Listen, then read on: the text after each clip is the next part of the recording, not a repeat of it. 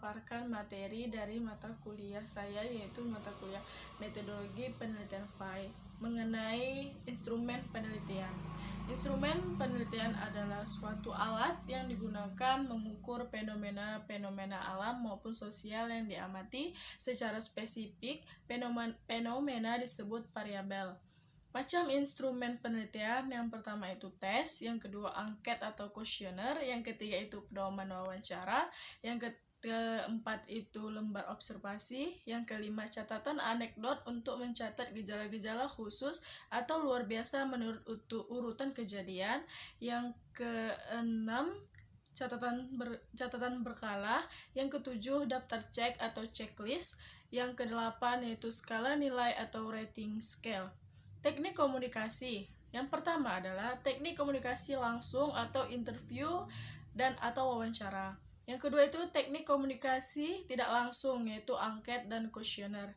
Teknik dan instrumen pengumpulan data terbagi menjadi 5. Yang pertama itu teknik observasi, yang kedua teknik komunikasi, wawancara atau angket atau kuesioner.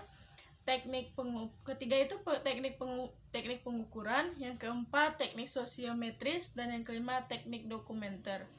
Teknik observasi. Observasi diartikan sebagai pengamatan dan pencatatan secara sistematis terhadap gejala yang tampak pada objek penelitian. Menurut Margono 1997 yaitu titik 2 158.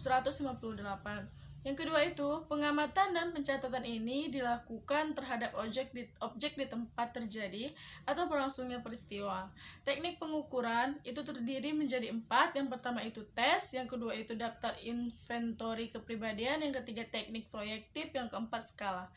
Teknik sosiometris itu terbagi menjadi 3. Dipakai untuk mempelajari organisasi kelompok-kelompok kecil. Yang kedua, prosedur dasarnya dapat berupa permintaan para anggota untuk mengurutkan teman pilihannya menurut kriteria tertentu. Yang ketiga, dengan teknik ini akan diketahui kelompok populer, terkucil, dan klik-klikan. Lanjut, teknik dokumenter terbagi menjadi 2. Cara mengumpulkan data melalui peninggalan tertulis seperti arsip, termasuk juga buku tentang teori, pendapat, dalil, dan hukum.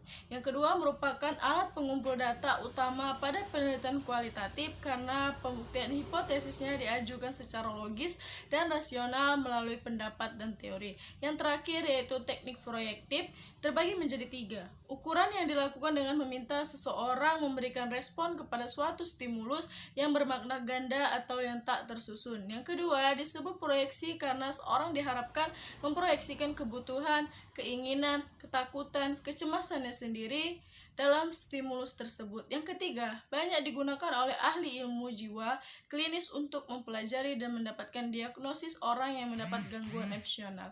Mungkin sekian saja yang bisa saya sampaikan, lebih dan kurangnya saya mohon maaf. Billahi fisabil haq, fastabiqul khairat. Wassalamualaikum warahmatullahi wabarakatuh.